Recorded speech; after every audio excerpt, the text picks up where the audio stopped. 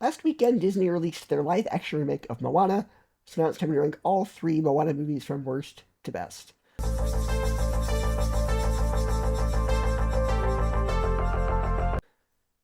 In last place, of course, is the live-action Moana. Now, if this were the first time the story had ever been told, I honestly think I'd be saying it's a fun adventure with memorable songs, colorful visuals, and likable characters. In other words, I'd be describing the original Moana. But because this is a scene-for-scene remake, I couldn't help comparing every single moment to the animated version, and every single time, the original came out on top. Every emotional beat, every joke, every musical number, every dramatic scene. There may be one or two new jokes or lines sprinkled throughout the movie, but they honestly feel like leftovers from an earlier draft of the original script. Like, these are the ideas they considered back in 2016, and somebody came up with something better, so they changed them. And now, 10 years later, Disney found those old drafts and went, hey, we can use these. Nothing here feels like a genuine improvement or a worthwhile reinterpretation. The songs are another disappointment. They don't even feel like fresh performances. They feel like cover performances, except they're not even that, because aside from Moana songs, many of them are sung by the same actors who performed them in the animated movie, and somehow have even less energy this time. The performances reminded me a lot of James Earl Jones returning as Mufasa in the live-action Lion King. The voice is recognizable and you know who's speaking, but the energy just isn't there anymore. And this is one of the biggest problems with Disney's remake strategy. Instead of creating something that stands on its own, they keep recreating movies that already worked and worked almost perfectly the first time.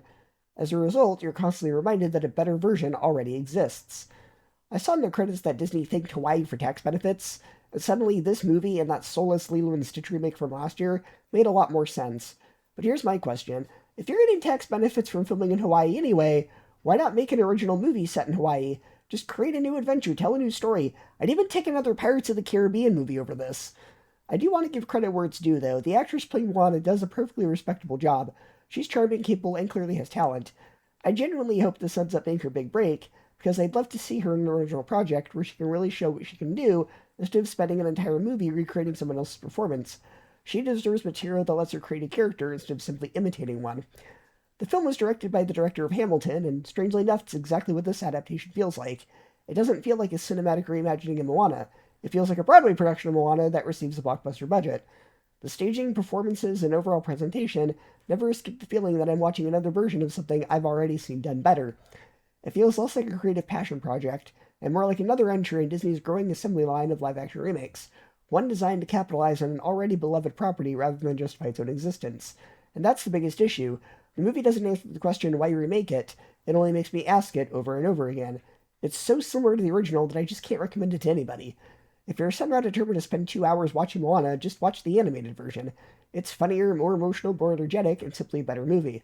And I have a completely unproven conspiracy theory about why this exists. Black Adam didn't do as well as The Rock was probably hoping, so we needed another massive franchise movie. He is one of the executive producers, after all. So Disney gets its tax benefits, The Rock gets to play Maui again, and everybody gets paid. I used a free admission voucher for this, and I still want my money back. I go so far as to say this isn't even worth pirating. I'm just saying if you're going to put in the effort to illegally find a copy of the movie, you're somehow just wasting your time. Just watch the original instead. At least then you'll be watching the superior movie. This is a movie that puts the Y in Disney. It's one of the most unnecessary remakes the studio has ever produced, and a very strong contender for the worst movie of the year. Our runner-up is Moana 2. There is a huge gap between this one and that one, so just so you know, Moana 2 I really liked. Now, this originally started out as a series for Disney+, but after Wish underperformed, Disney decided at the last second to rework this as a theatrical movie. Now, initially this worried me. I was afraid the plot would feel incredibly episodic, similar to the Clone Wars movie, which was just 4 episodes of the TV show edited together. With Clone Wars, you can tell where one episode ends and the next one begins. Here's episode 1, here's episode 2, here's the next arc. But that isn't the case with this one. The plot actually flows pretty naturally, and if I didn't already know it started as a streaming series, I don't think I would have guessed. I also really enjoyed how the movie expands the mythology of Moana's world. Moana and her little sister have a great dynamic.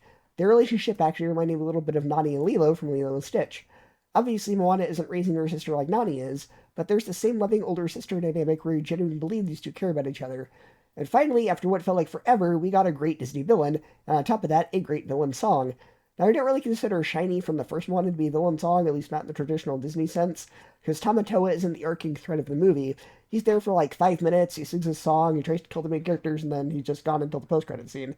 The villain in Moana 2 is an actual overarching threat, and she's scary. She reminded me a lot of Ares from Sinbad Legend of the Seven Seas from DreamWorks. She has that same mysterious supernatural presence where you immediately understand this person is incredibly dangerous. Her villain song felt like a mixture of I Won't Say My Love from Hercules and Yzma's deleted villain song from Emperor's New Groove back when that movie was still called The Kingdom of the Sun. That's a very specific combination, but if you've heard all three songs, you probably know what I'm talking about. Now, Lin-Manuel Miranda did not return to write the songs for this one, and you can tell. I mean, none of the songs are awful. There wasn't a single musical number where I thought, this is terrible, can we please move on? They're pretty catchy. But they do sometimes just feel like cheaper versions of Lin's work.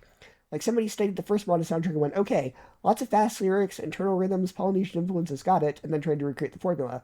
The songs are good, they're just not as memorable as the songs in the first movie. One area Moana 2 absolutely succeeds is the scale. The movie is huge. There's a scene with a whale where the thing practically fills the entire screen. There are giant monsters, massive storms, huge ocean environments, and several sequences that genuinely feel designed for the movie theater. Because of that, I actually think this turning into a movie instead of keeping it as a series was a great decision.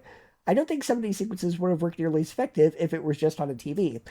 On a plot level, though, I don't think this is nearly as strong as the first movie. Moana just doesn't have a particularly interesting character arc. The side characters are all pretty forgettable, and the humor isn't nearly as clever. A lot of the jokes are either repeats from the first movie or jokes that simply don't make sense. The boat snack joke gets repeated, the joke about Moana technically not being a princess gets repeated, Hey Hey screams over and over again, and then there's a joke where Maui mentions butt dialing and says it'll make sense in 2,000 years, and that doesn't even make sense because, what, is he omniscient? Can he see the future? I mean, the joke about tweeting in the first movie was mildly amusing because it was a quick fourth wall joke, but I still think they should have said it's called chicken scratch. That would have made more sense. But you have Maui specifically referencing future technology and acknowledging that it hasn't been invented yet, I start questioning the movie. So no, it isn't as strong as the first one. The characters aren't as memorable, the songs aren't as good, and the humor is weaker, and she doesn't really have a character arc. But it's still a pretty solid sequel. It expands the mythology, it introduces a genuinely threatening villain, has a few catchy songs, and takes advantage of its theatrical format with some absolutely massive sequences. It's worth returning to the world of Moana. But obviously, in first place is the first film. The live-action remake just made me appreciate this one even more, because it reminded me how well almost everything in the movie works. Because first off, Moana herself is a great protagonist.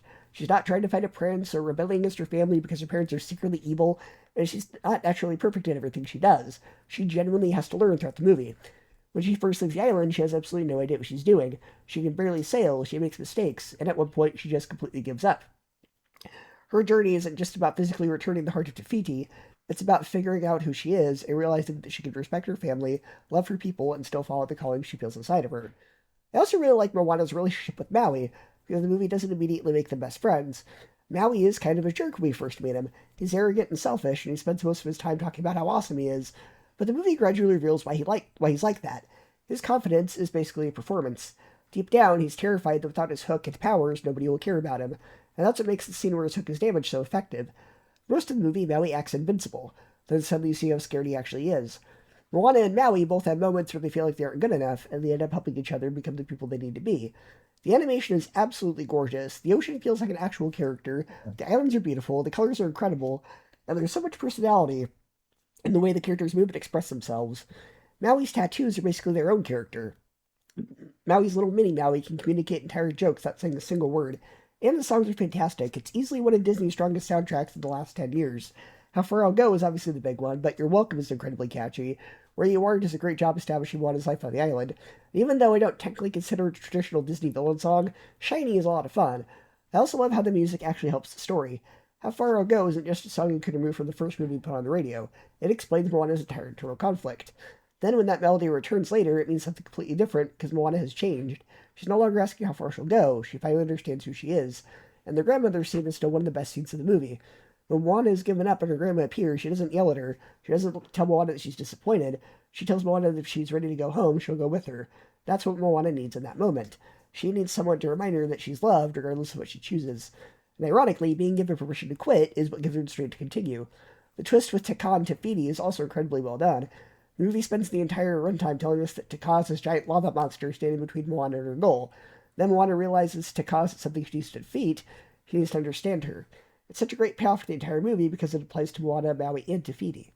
Every major character has lost some understanding of who they are. Moana doubts her calling, Maui believes his worth comes from his hook, and Te Fiti becomes a monster after losing her heart. It's a really simple message, but it's told incredibly effectively. The humor is also great. Hey Hey's hilarious, the Kakamora sequence is creative, Maui's fourth wall breaking jokes about Moana technically being a princess work because they're quick and don't completely interrupt the story, And while Tamatoa is only in the movie for a few minutes, he completely steals the show. That's something the sequel and the remake weren't able to replicate. The original film was effortless. The jokes, songs, emotional moments, and action all flow together naturally. 1 and 2 feels bigger, and the live action movie is technically more realistic, but neither of those understands the balance quite as well as the original. It's kind of funny that Disney remade Moana, because the original isn't some outdated movie that desperately needed to be introduced to a new generation. It's not even 10 years old yet. It still looks amazing. The animation hasn't aged, the songs haven't aged, the story hasn't aged. If anything, the remake just proves how difficult it is to recreate what made the original work. Moana is one of the best movies from Disney's modern era. It has a great protagonist, a surprisingly layered supporting character in Maui, fantastic music, beautiful animation, and an emotional message about identity and understanding who you are. And it comes in at number 1. It's going to share ranking of the Moana films, and I'll see you next time.